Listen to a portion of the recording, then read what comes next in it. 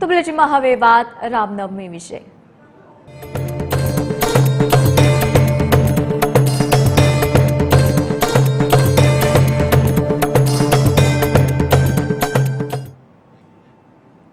દેશભરમાં આજે રામનવમીની ઉજવણી કરવામાં આવશે। લોકોમાં ખૂબ જ ઉત્સાહ દેખાઈ રહ્યો છે। ભગવાન રામના જન્મોત્સવની સાથે જ આજે ચૈત્ર નવરાત્રીનો પણ અંતિમ દિવસ છે અને જેના કારણે ભક્તોમાં બેવડો ઉત્સાહ છે।